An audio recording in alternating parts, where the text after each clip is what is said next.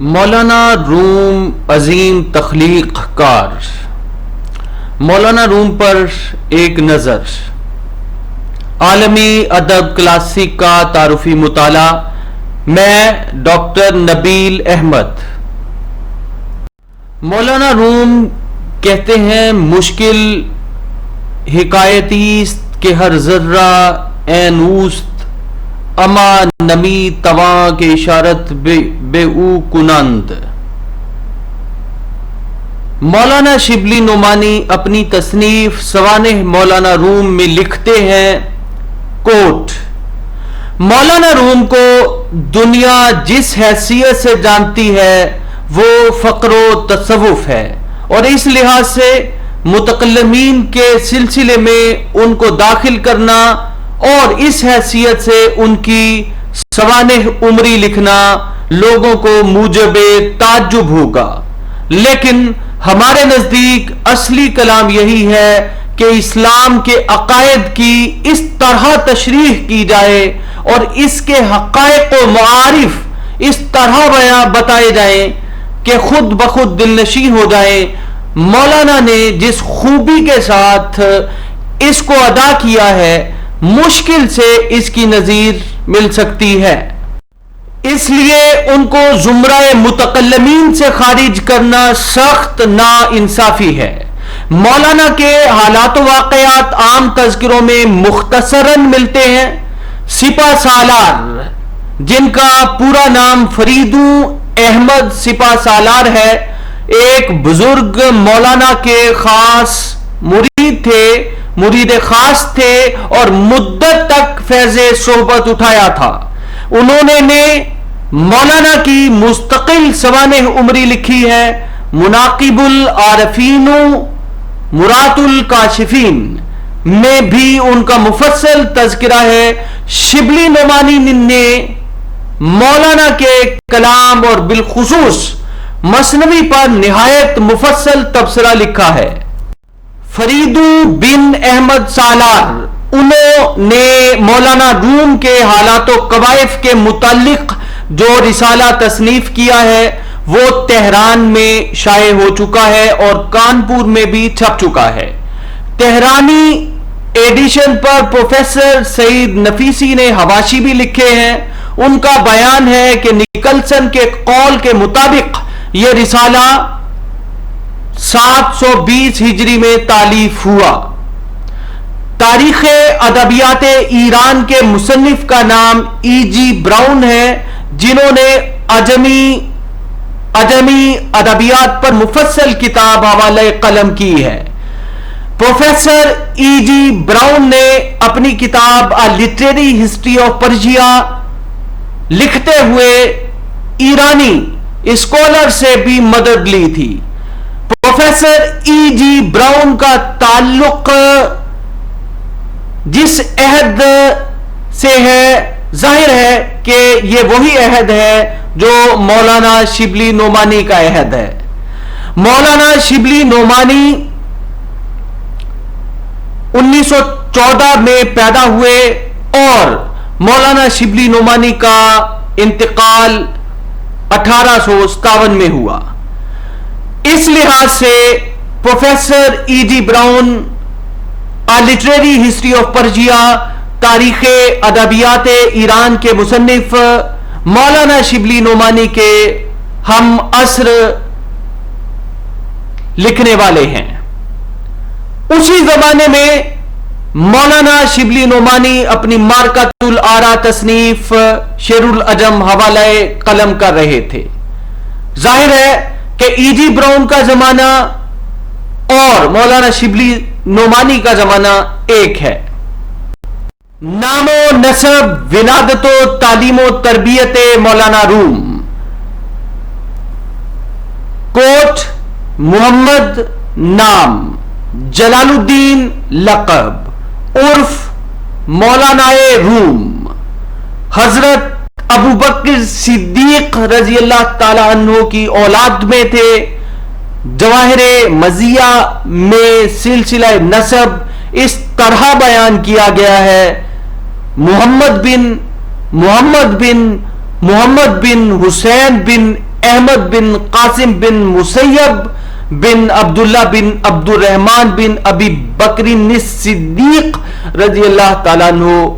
اس روایت کی روح سے حسین بلخی مولانا کے پردادا ہوتے ہیں، لیکن سپہ سالار نے ان کو دادا لکھا ہے اور یہی روایت صحیح ہے. حسین بڑے صوفی اور صاحب حال تھے. سلاطین وقت اس قدر ان کی عزت کرتے تھے کہ محمد خوارزم شاہ نے اپنی بیٹی کی ان سے شادی کر دی تھی. بہاؤالدین اسی کے بطن سے پیدا ہوئے، اس لحاظ سے سلطان بن محمد خوارزم شاہ بہاؤالدین کے ماموں اور مولانا کے نانا تھے. علم و فضل میں یکتا روزگار گنے جاتے تھے.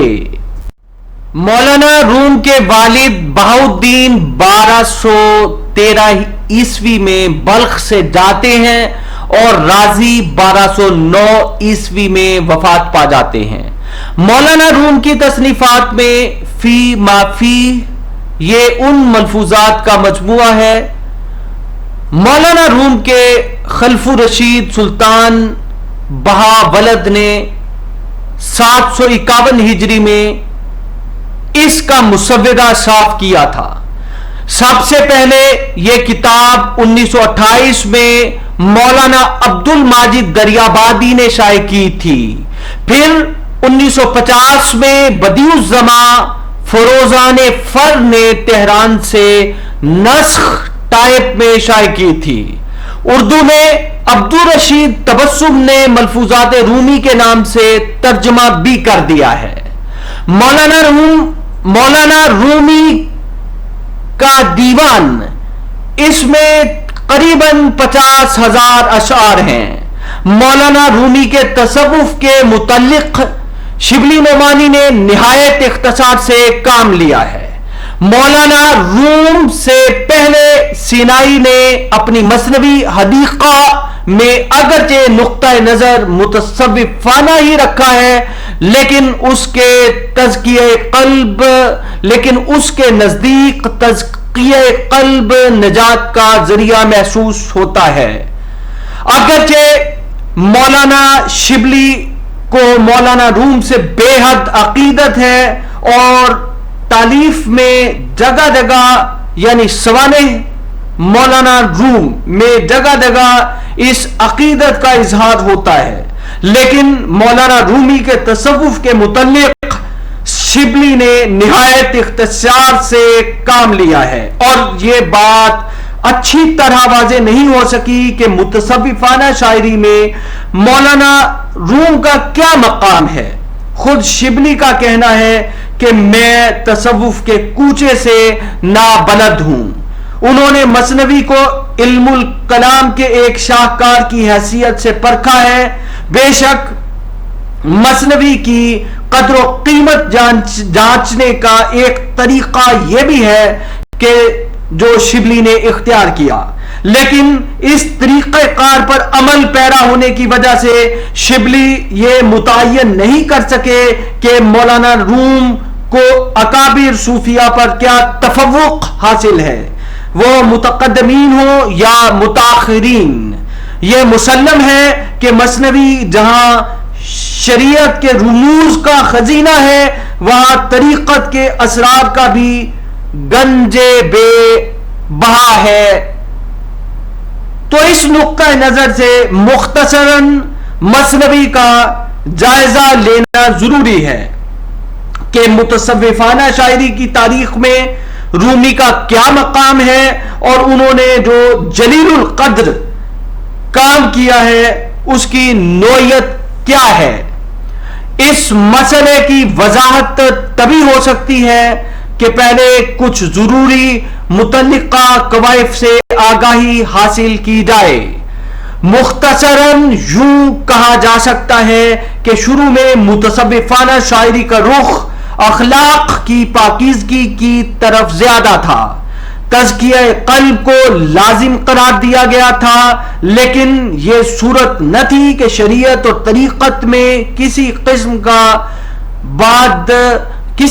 کا بود واقع ہو گیا ہو یا دونوں میں مغایرت پیدا ہو گئی ہو۔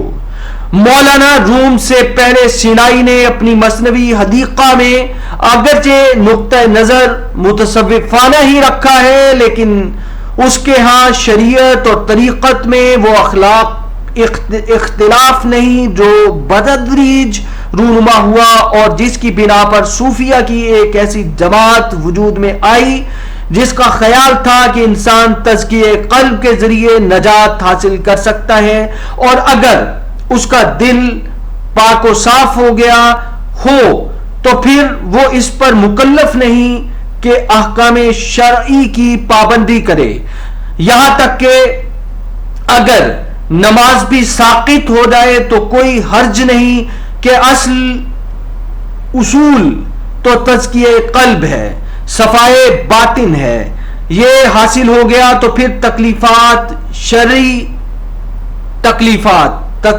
شرعی کی کیا ضرورت رہی۔ صرف یہی نہیں کہ سینائی کے بعد تصوف میں اور شریعت میں ایک مغایرت سی نظر آنے لگی، بلکہ وحدت وجود کا نظریہ بھی پنپنے لگا جس کی روح سے کائنات کی ہر شے میں حق کی تجلی جلوہ فگن ہے، یعنی ہماؤست۔ چنانچہ عطار کے ہاں وحدت وجود کے مسائل بڑے دل نشین پیرائے میں شعری قالب اختیار کرتے ہیں۔ علاوہ ازیں عطار تک پہنچتے پہنچتے ارباب صوفیہ کی ایک جماعت اہل شریعت سے بالکل کٹ جاتی ہے اور حقیقت و مجاز کی ایسی الجھنوں میں پھنس جاتی ہے جس کی بڑی قبیح صورتیں پیدا ہونے لگتی ہیں، مثلا امرد پرستی، بدی معنی کہ حسن مجازی کی پرستش کے ذریعے حسن حقیقی تک پہنچا جائے۔ ظاہر ہے کہ یہ چیز ایک فتنہ تھی اور تصوف کا نقاب اوڑھ کر تو اس کی ہلاکت آفرینی کا کوئی ٹھکانہ ہی نہ رہا۔ اب شریعت اور طریقت میں گویا مغایرت تام پیدا ہو گئی، صوفیہ ارباب حال ہو گئے اور اہل شرع ارباب قال۔ یہ صورت بے حد دردناک اور مہلک تھی۔ شریعت اور طریقت میں دراصل کوئی اختلاف نہیں ہے، جیسا کہ علامہ اقبال نے فرمایا ہے، طریقت یا تصوف یہ ہے کہ انسان تہ قلب میں احکام شرعی کی حقانیت اور صداقت کا احساس کرے۔ بالفاظ دیگر تصوف میں تمام وظائف شرعی کا ادا کرنا عشق الہی کا نتیجہ ہے۔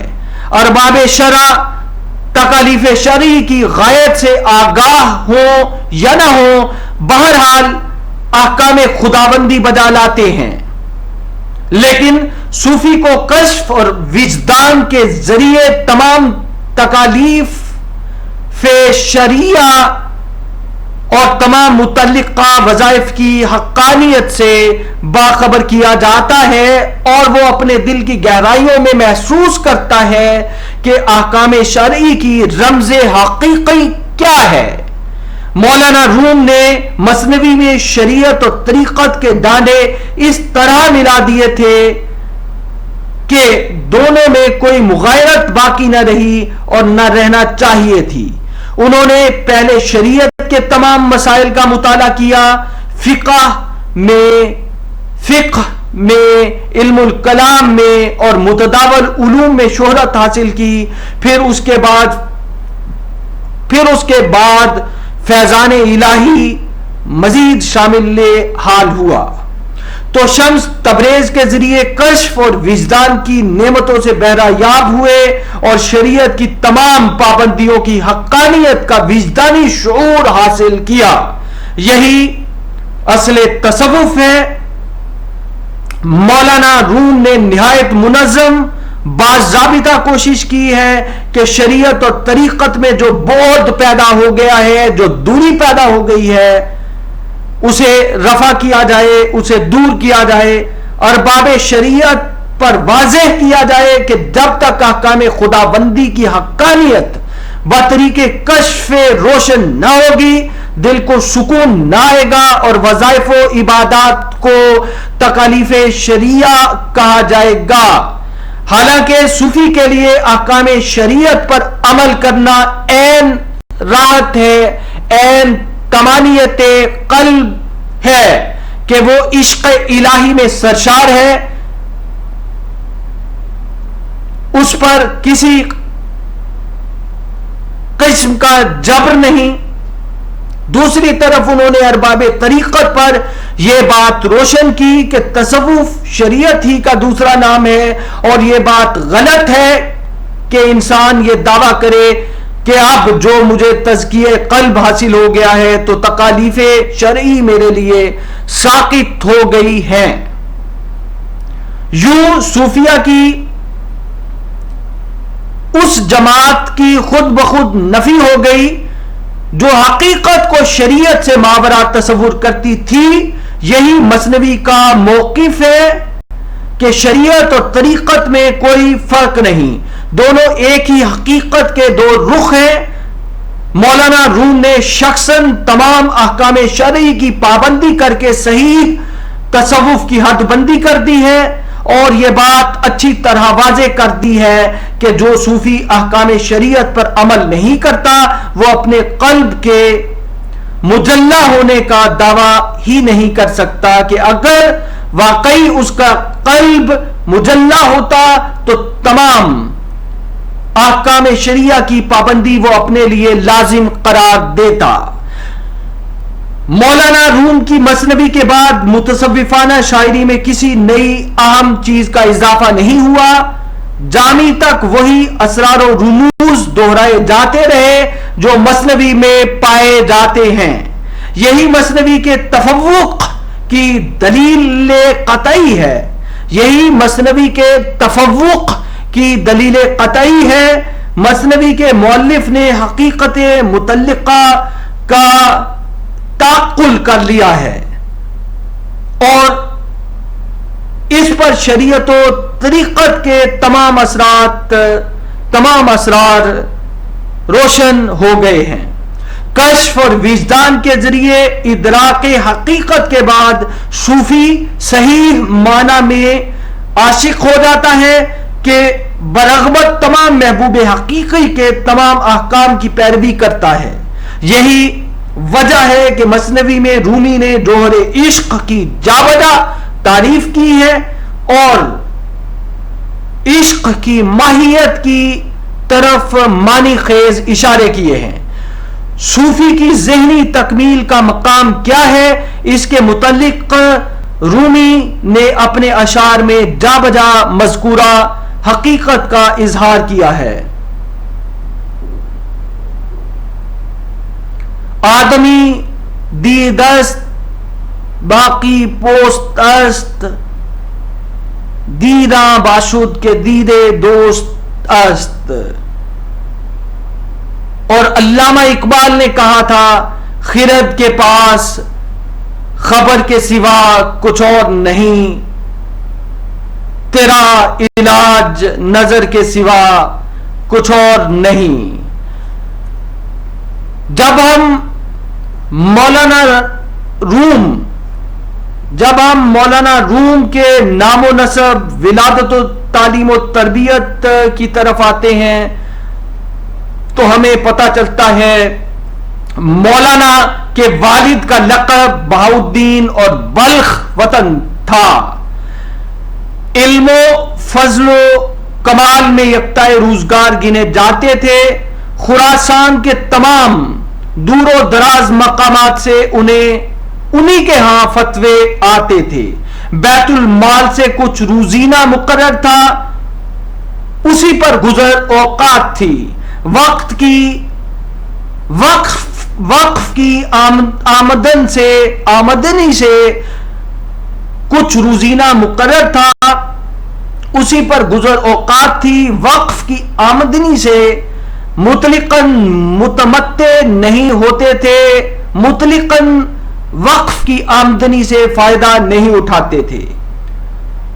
اسی پر گزر اوقات تھی، وقف کی آمدنی سے بالکل بھی فائدہ نہیں اٹھاتے تھے. معمول تھا کہ صبح سے دوپہر تک علوم درسیہ کا درس دیتے تھے، ظہر کے بعد حقائق اور اسرار بیان کرتے، پیر اور جمعے کا دن واعظ کے لیے خاص تھا۔ یہ خوارزم شاہیوں کی حکومت کا دور تھا اور محمد خوارزم شاہ جو اس سلسلے کا گلے سرسبد تھا، مسند آرا تھا، وہ بہاؤالدین کے حلقہ بگوشوں میں تھا اور اکثر ان کی خدمت میں حاضر ہوتا۔ اسی زمانے میں امام فخر الدین رازی بھی تھے اور خوارزم شاہ کو ان سے بھی خاص عقیدت تھی۔ محمد خوارزم شاہ سلسلہ خوارزمیہ کا بہت بڑا با اقتدار فرما روا تھا۔ خراسان سے لے کر تمام ایران، ماوراء نہر کاشغر اور عراق تک اس کے زیر اثر تھا۔ اخیر میں ارادہ کیا کہ سلطنت عباسیہ کو مٹا کر اس کی بجائے سادات کی سلطنت قائم کرے۔ اس ارادے سے بغداد کو روانہ ہوا، لیکن راہ میں اس قدر برف پڑی کہ واپس آیا۔ 616 ہجری میں چنگیز خانیوں سے شکست کھائی اور بالآخر ناکامی کی حالت میں 617 ہجری میں وفات پائی۔ یہ حالات تذکرہ دولت شاہ سمرقندی میں مرقوم ہیں۔ ولادت 543 ہجری، وفات 606 ہجری، تاریخ ادبیات ایران میں درج ہے۔ شوستری اپنی مشہور تالیف اسلامی ثقافت کا خاکہ جو انگریزی میں تحریر شدہ ہے میں تاریخ ولادت 544 ہجری بتاتا ہے۔ امام موصوف نے اپنی تصانیف کے تنوع سے ثابت کر دیا ہے کہ وہ واقعی جامع العلوم تھے۔ علامہ اقبال مولانا روم کے مقابلے میں ان کو کم وقت دیتے تھے۔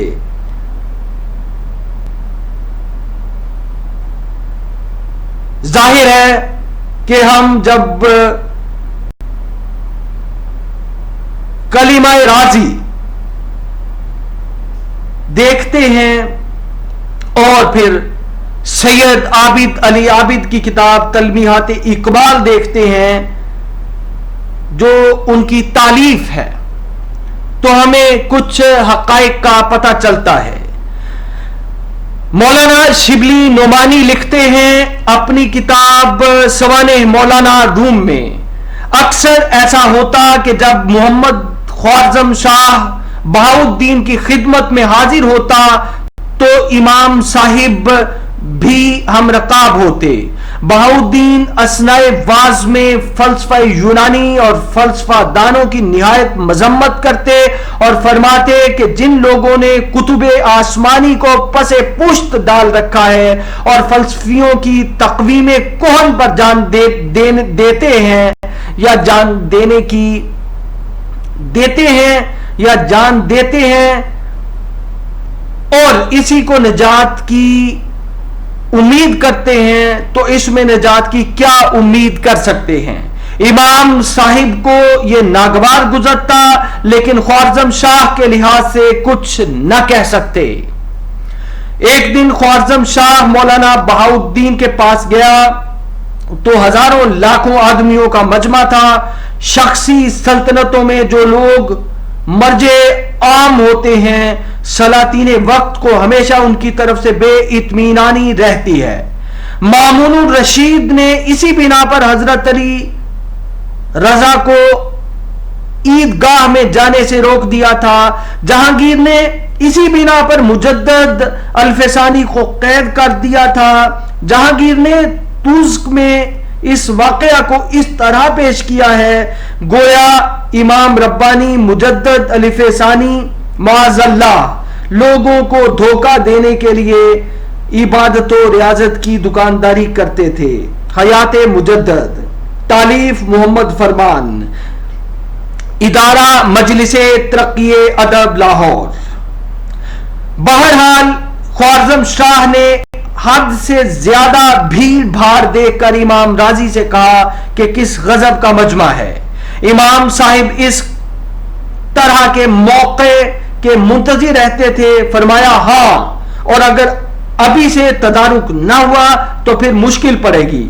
خوارزم شاہ نے امام صاحب کے اشارے سے خزانہ شاہی اور قلعے کی کنجیاں بہاؤالدین کے پاس بھیج دیں اور کہلا بھیجا کہ اسباب سلطنت سے صرف یہ کنجیاں رہ گئی ہیں. Professor E G Browne literary history of Persia کے مصنف خاص طور پر امام رازی کا نام نہیں لیتے. ہاں، علماء کی مخالفت کا ذکر ضرور کرتے ہیں. تاریخ ادبیات ایران کے دوسرے حصے میں یوں بھی اگرچہ مولانا روم کے والد اور فخر رازی کے اختلاف کی مستند شہادت موجود ہے، لیکن اس بات پر بھی غور کر لینا چاہیے کہ عام تذکرہ نگاروں کے قول کے مطابق مولانا روم کے والد بہاؤالدین 1213 عیسوی میں بلخ سے جاتے ہیں اور رازی 1209 عیسوی میں وفات پا جاتے ہیں. بہاؤالدین کی مہاجرت رازی کے عناد کا نتیجہ نہیں معلوم ہوتی. افضل اقبال کا دعویٰ ہے کہ مولانا روم کے والد کچھ عرصے کے لیے وطن سے باہر گئے پھر واپس آ گئے. اس کے بعد مستقلاً منگولوں کے حملے سے ذرا پہلے سے یہاں سے چلے گئے. افضل اقبال کی کتاب میں یہ واقعہ مذکور ہے. یہ واقعہ اور تمام تذکروں میں مذکور ہے، لیکن سپہ سالار کے رسالے میں اس کا مطلق ذکر نہیں.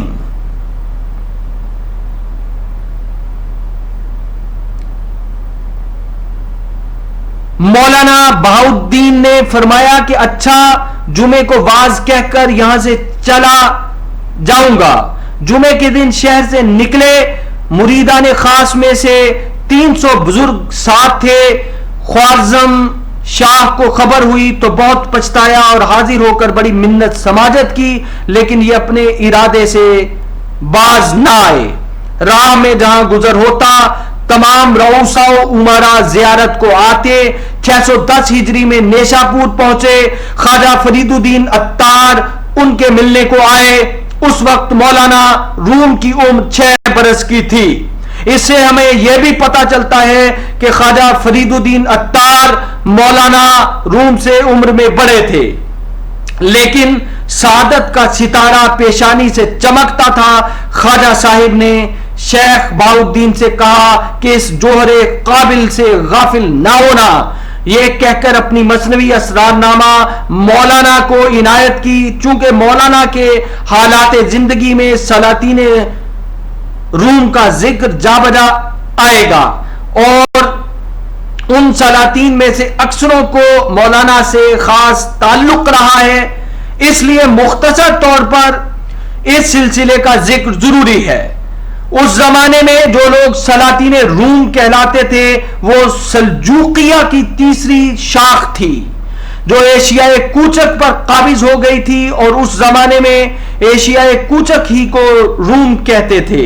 یہ سلطنت 220 سال تک قائم رہی اور 14 حکمران ہوئے.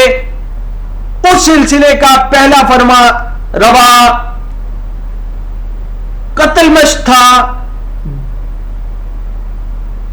جو تغرل سلجوقی کا برادر امزاد تھا.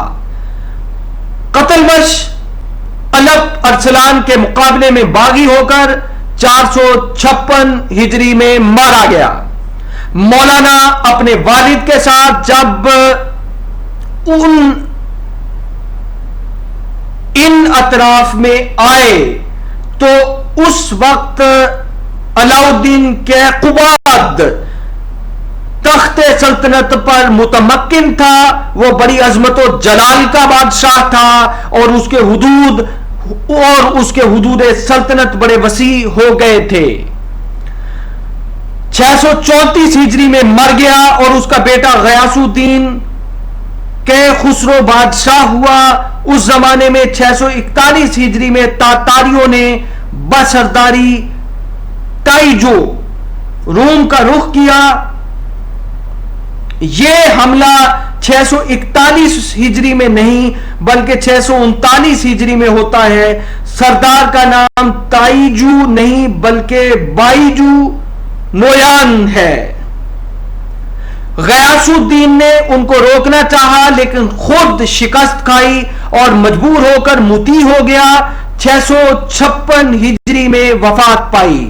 اس نے 3 بیٹے چھوڑے: علاء الدین قیقباد، عز الدین کیکوس، رکن الدین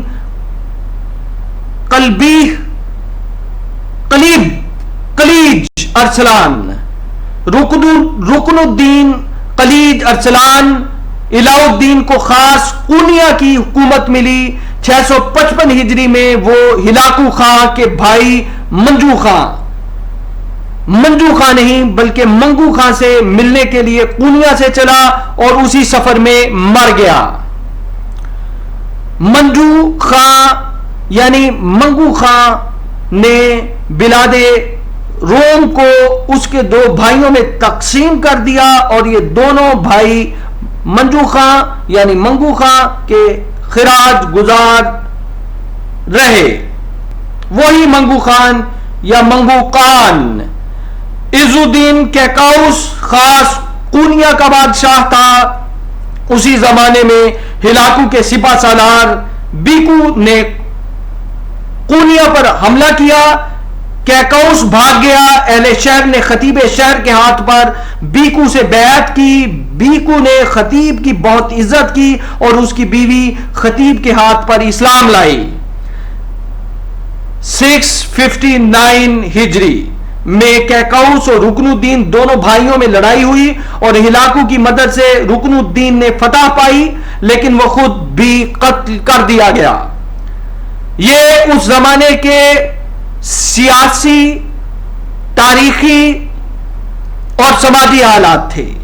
معین الدین پروانہ جس کا ذکر اکثر مولانا کے حالات میں آتا ہے، اسی رکن الدین کا حاجب اور دراصل سیاہ و سفید کا مالک تھا.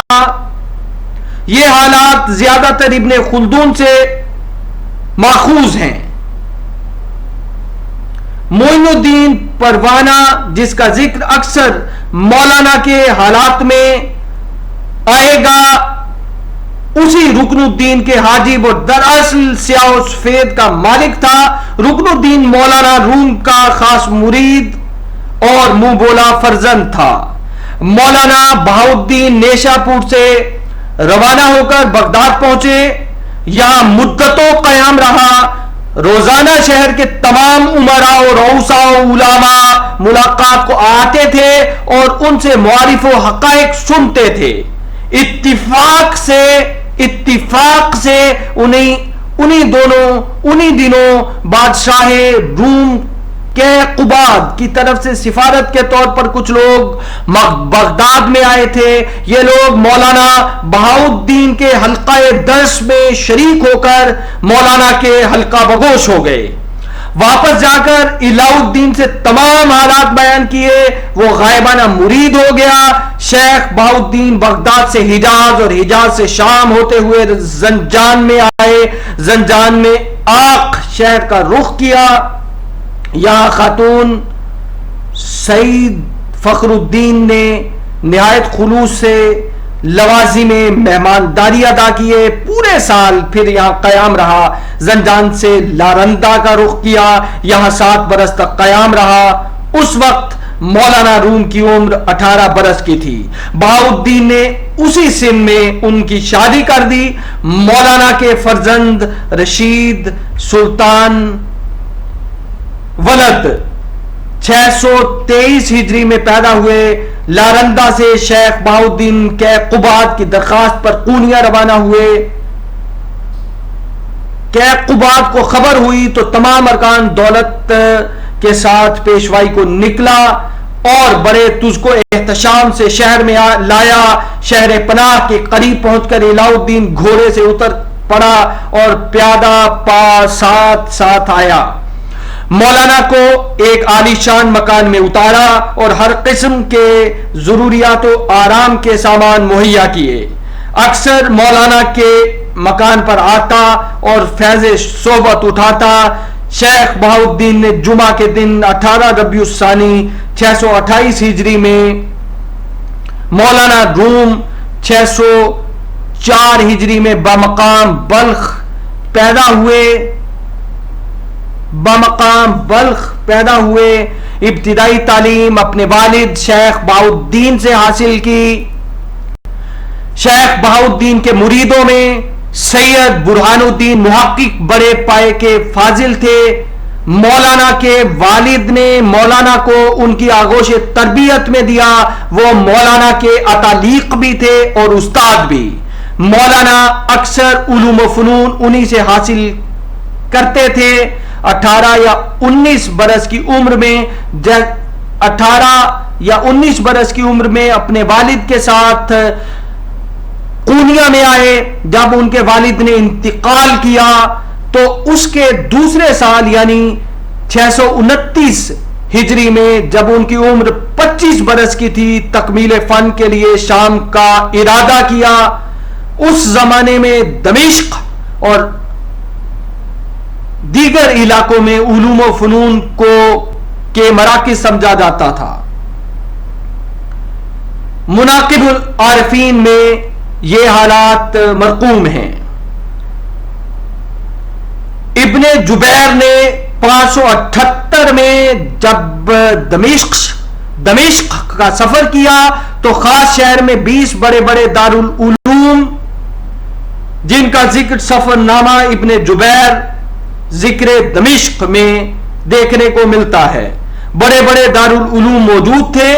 حلب میں سلطان صلاح الدین کے بیٹے الملک الظاہر نے قاضی ابو المحاسن کی تحریک سے 561 ہجری میں متعدد بڑے بڑے مدرسے قائم کیے.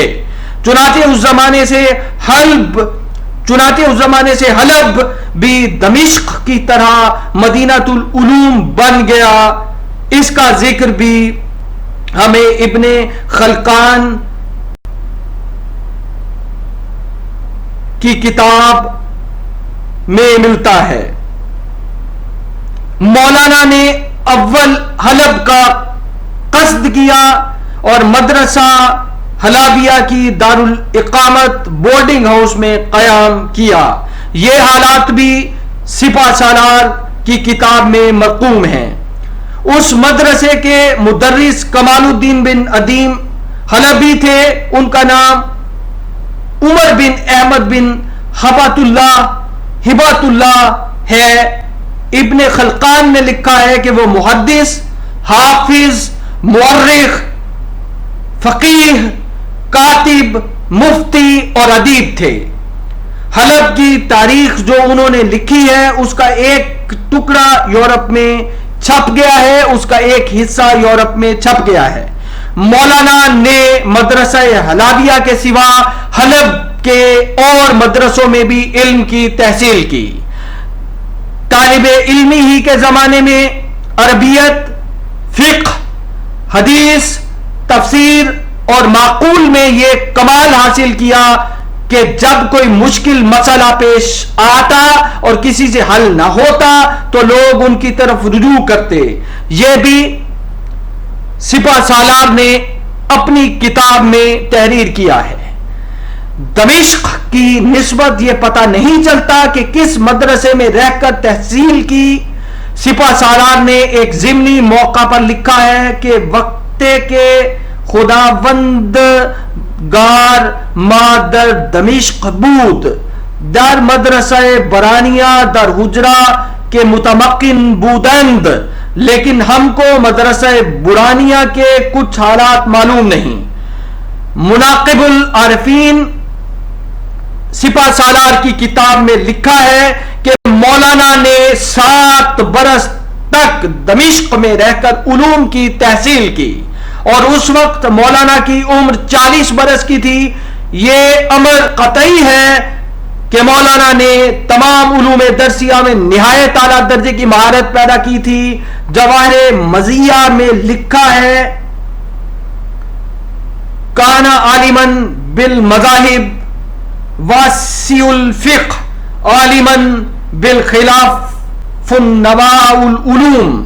خود ان کی مثنوی کی بڑی شہادت ہے، لیکن اس سے بھی انکار نہیں ہو سکتا کہ انہوں نے جو کچھ پڑھا تھا اور جن چیزوں میں کمال حاصل کیا تھا وہ اشعارہ کے علوم تھے. مثنوی میں جو تفصیلی روایتیں نقل کی ہیں اشعارہ یا ظاہریوں کی روایتیں ہیں. انبیاء کے قصص وہی نقل کیے ہیں جو عوام میں مشہور تھے. معتزلہ سے ان کو وہی نفرت ہے جو اشاعرہ کو ہے. چنانچہ ایک جگہ فرماتے ہیں ہستی تعویل اہل اعزال اعتزال، ہستی تعویل اہل اعتزال وائے ہاں کس کو نہ دارد نور حال. مولانا کے والد نے جب وفات پائی تو سید برہان الدین اپنے وطن ترمز میں تھے. یہ خبر سن کر ترمز سے روانہ ہوئے اور قونیہ میں آئے. مولانا اس وقت لارندہ میں تھے. سید برہان الدین نے مولانا کو خط لکھا اور اپنے آنے کی اطلاع دی. مولانا اسی وقت روانہ ہوئے. قونیہ میں شاگرد استاد کی ملاقات ہوئی. دونوں نے ایک دوسرے کو گلے لگایا اور دیر تک دونوں پر بے خودی کی کیفیت رہی. افاقے کے بعد سید نے مولانا کا امتحان لیا. جب تمام علوم میں کامل پایا تو کہا علم باطنی رہ گیا ہے اور یہ تمہارے والد کی امانت ہے جو میں تم کو دیتا ہوں. چنانچہ 9 برس تک طریقت اور سلوک کی تعلیم دی. بعضوں کا بیان ہے کہ اسی زمانے میں مولانا ان کے مرید بھی ہو گئے. چنانچہ مناقب العارفین میں ان تمام واقعات کو بتفصیل لکھا ہے. مولانا اپنی مثنوی میں جا بجا سید موصوف کا اس طرح نام لیتے ہیں جس طرح ایک مخلص مرید پیر کا نام لیتا ہے. یہ سب کچھ تھا لیکن مولانا پر اب تک ظاہری علوم کا ہی رنگ غالب تھا. علوم دینیہ کا درس دیتے تھے، واعظ کہتے تھے، فتوے لکھتے تھے، سماع وغیرہ سے سخت احتراز کرتے تھے. ان کی زندگی کا دوسرا دور در حقیقت شمس تبریز کی ملاقات سے شروع ہوتا ہے. یہ عجیب بات ہے کہ شمس تبریز کی ملاقات کا واقعہ جو مولانا کی زندگی کا سب سے بڑا واقعہ ہے تذکروں اور تاریخوں میں اس قدر مختلف اور متناقض طریقوں سے منقول ہے کہ اصل واقعہ کا پتہ لگانا مشکل ہے. جواہر مزیہ جو علماء حنفیہ کے حالات میں سب سے پہلی اور سب سے زیادہ مستند کتاب ہے، اس میں لکھا ہے کہ ایک دن مولانا گھر میں تشریف رکھتے تھے. تلامذہ آس پاس بیٹھے تھے. چاروں طرف کتابوں کا ڈھیر لگا ہوا تھا. مولانا اتفاقاً شمس تبریز کی طرف سے آ نکلے اور سلام کر کے بیٹھ گئے. مولانا کی طرف مخاطب ہو کر پوچھا کہ یہ کتابوں کی طرف اشارہ کر کے کیا ہے؟ مولانا نے کہا یہ وہ چیز ہے جس کو تم نہیں جانتے. یہ کہنا تھا کہ دفعتاً تمام کتابوں میں آگ لگ گئی. مولانا نے کہا یہ کیا ہے؟ شمس تبریز نے کہا یہ وہ چیز ہے جس کو تم نہیں جانتے. شمس تو یہ کہہ کر چل دیے. مولانا کا یہ حال ہوا کہ گھر بار مال اولاد سب چھوڑ چھاڑ کر نکل کھڑے ہوئے اور ملک بملک خاک چھانتے پھرے لیکن شمس کا کہیں پتہ نہ لگا. کہتے ہیں کہ مولانا کے مریدوں میں سے کسی نے شمس کو قتل کر ڈالا. زین العابدین شیروانی نے مثنوی کے دیباچے میں لکھا ہے کہ شمس تبریز کو ان کے پیر بابا کمال الدین جندی نے حکم دیا کہ روم جاؤ، وہاں ایک دل سوختہ ہے، اس کو گرم کراؤ. شمس پھرتے پھراتے قونیہ پہنچے. شکر فروشوں کی کارواں سرائے میں اترے. ایک دن مولانا روم کی سواری بڑے تجھ کو احتشام سے نکلی. شمس نے سر راہ ٹوک کر پوچھا کہ مجاہدہ و ریاضت سے کیا مقصد ہے؟ مولانا نے کہا इत्तिबाए शरीयत। शम्स ने कहा ये तो सब जानते हैं। मौलाना ने कहा इससे बढ़कर और क्या हो सकता है। शम्स ने फरमाया इल्म के ये मानी है कि तुमको मंजिल तक पहुंचाए। फिर हकीम सिनाई का एक शेर पढ़ा, इल्म कज तू तेरा न बस्तांद जहल जा, इल्म बबूद बसियार, इल्म बबूद बिसियार। मौलाना पर इन जुमलों का यह असर हुआ कि उसी वक्त शम्स के हाथ पर बैत कर ली। एक और रिवायत में है कि मौलाना हौज के किनारे बैठे हुए थे, सामने कुछ किताबें रखी हुई थी। शम्स ने पूछा कि ये क्या किताबें हैं। मौलाना ने कहा ये कीलो काल है, तुमको इससे क्या गरज। शम्स ने किताबें उठाकर हौज में फेंक दी। मौलाना को निहायत रंज हुआ और कहा कि मियां दरवेश, तुमने ऐसी चीजें जाय कर दी जो अब किसी तरह नहीं मिल सकती।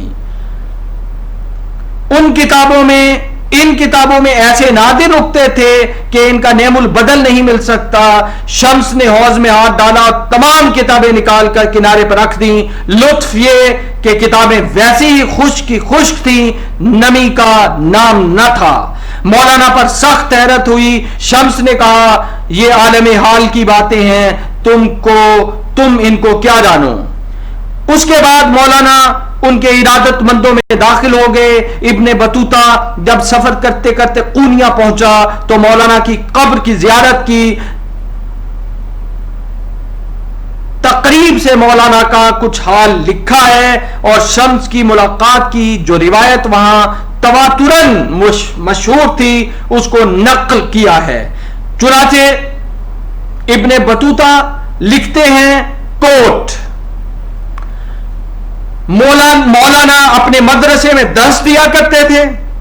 एक दिन एक शख्स हलवा बेचता हुआ मदरसे में आया। हलवे की उसने काशें बना ली थी और एक एक पैसे को एक एक काश बेचता था। मौलाना ने एक काश ली और तनावुल फरमाई। हलवा देकर वो तो किसी तरफ निकल गया। इधर मौलाना की यह हालत हुई कि बेख्तियार होकर उठ खड़े हुए और खुदा जाने किधर चल दिए। बरसों कुछ पता न चला। कई बरस के बाद आए तो यह हालत थी कि कुछ बोलते चालते न थे। जब कभी जबान खुलती तो शेर पढ़ते थे।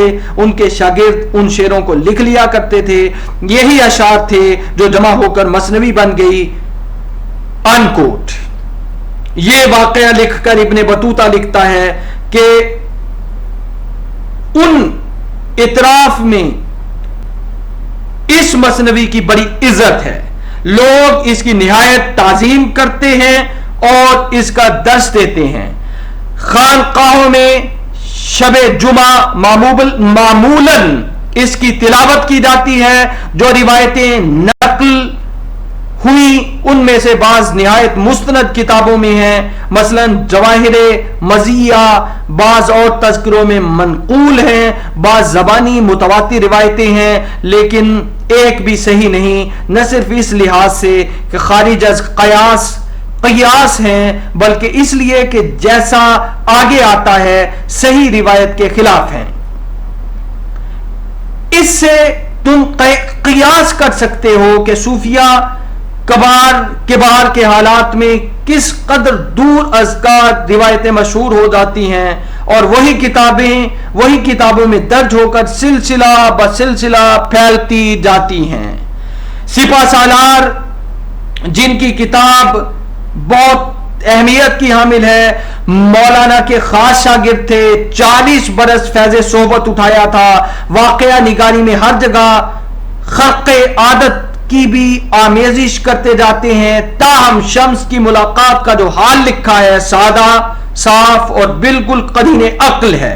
चुनाचे इसको बतफसील देखा जा सकता है लेकिन मुलाकात के जिक्र से पहले मुख्तसर तौर पर एक मौका पर उन्होंने नकल किया है लेकिन मुलाकात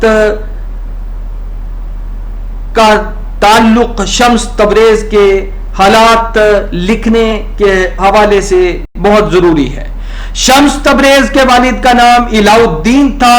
وہ کیا بزرگ خاندان سے تھے جو فرقہ اسماعیلیہ کا امام تھا, لیکن انہوں نے اپنا آبائی مذہب ترک کر دیا تھا. شمس نے تبریز میں علم ظاہری کی تحصیل کی, پھر بابا کمال الدین جندی کے مرید ہوئے, لیکن عام صوفیوں کی طرح مریدی اور بیعت و ارادت کا طریقہ نہیں اختیار کیا. سوداگروں کی وضع میں شہروں کی سیاحت کرتے رہے, جہاں جاتے کارواں سرائے میں اترتے اور حجرے کا دروازہ بند کر کے مراقبے میں مصروف ہوتے. معاش کا یہ طریقہ تھا کہ کبھی کبھی ہزار بند بن لیتے اور اس کو بیچ کر کفاف مہیا کرتے. ایک دفعہ مناجات کے وقت دعا مانگی کہ الہی کوئی ایسا بندہ خاص ملتا جو میری صحبت کا متحمل ہو سکتا. عالم غیب سے اشارہ ہوا کہ روم جاؤ. اسی وقت چل کھڑے ہوئے, قونیا پہنچے تو رات کا وقت تھا. برنج فروشوں کی سرائے میں اترے. سرائے کے دروازے پر ایک بلند چبوترا تھا. اکثر امارا اور امایت تفریح کے لیے وہاں آ بیٹھتے تھے. شمس بھی اسی چبوترے پر بیٹھا کرتے تھے. مولانا کو ان کے آنے کا حال معلوم ہوا تو ان کی ملاقات کو چلے. راہ میں لوگ قدم بوس ہو جاتے تھے. اسی شان سے سرائے کے دروازے پر پہنچے. شمس نے سمجھا کہ یہی شخص ہے جس کی نسبت بشارت ہوئی ہے. دونوں بزرگوں کی آنکھیں چار ہوئیں اور دیر تک زبان حال میں باتیں ہوتی رہیں. شمس نے مولانا سے پوچھا کہ حضرت بایزید بستامی کے ان دو واقعات میں تطبیق کیوں کر ہو سکتی ہے کہ ایک طرف تو یہ حال تھا کہ تمام عمر اس خیال سے خرپزا نہیں کھایا کہ معلوم نہیں جناب رسول اللہ صلی اللہ علیہ وسلم نے اس کو کس طرح کھایا ہے. دوسری طرف اپنی نسبت یوں فرماتے تھے کہ سجانی معظم میں شانی, یعنی اللہ اکبر میری شان کس قدر بڑی ہے, حالانکہ رسول اللہ صلی اللہ علیہ وسلم بائیں ہما جلالت شان فرمایا کرتے تھے کہ میں دن بھر میں 70 دفعہ استغفار کرتا ہوں. مولانا نے فرمایا کہ بایزید اگرچہ بہت بڑے پائے کے بزرگ تھے, لیکن مقام ولایت میں وہ ایک خاص درجے پر ٹھہر گئے تھے, اور اس درجے کی عظمت کے اثر سے ان کی زبان سے ایسے الفاظ نکل جاتے تھے باخلاف اس کے جناب رسول اللہ صلی اللہ علیہ وسلم منازل تقرب میں برابر ایک پائے سے دوسرے پائے پر چڑھتے جاتے تھے. اس لیے جب بلند پائے پر پہنچتے تھے تو پہلا پایا اس قدر پست نظر آتا تھا کہ اس سے استغفار کرتے تھے. مناقب العارفین کی روایت میں جزئی اختلافات کے ساتھ تصریح ہے کہ یہ 642 ہجری کا واقعہ ہے. اس بنا پر مولانا کی مسند نشینی فقر کی تاریخ اسی سال شروع ہوتی ہے. سپہ سالار کا بیان ہے کہ 6 مہینے تک برابر دونوں بزرگ صلاح الدین زرقوب کے حجرے میں چلہ کش رہے.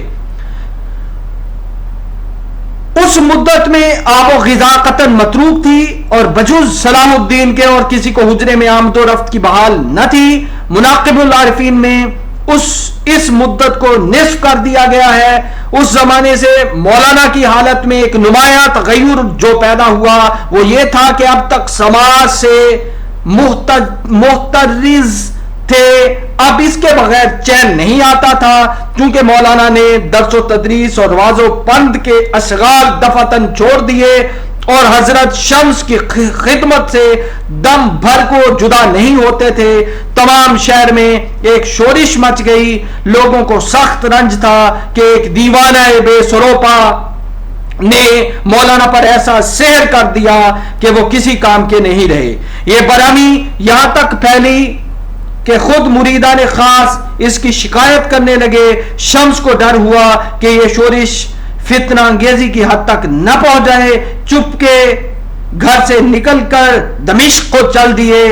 مولانا کو ان کے فراق کا ایسا صدمہ ہوا کہ سب لوگوں سے قطع تعلق کر کے عزلت اختیار کی. مریدان خاص کو بھی خدمت میں بار نہیں مل سکتا تھا.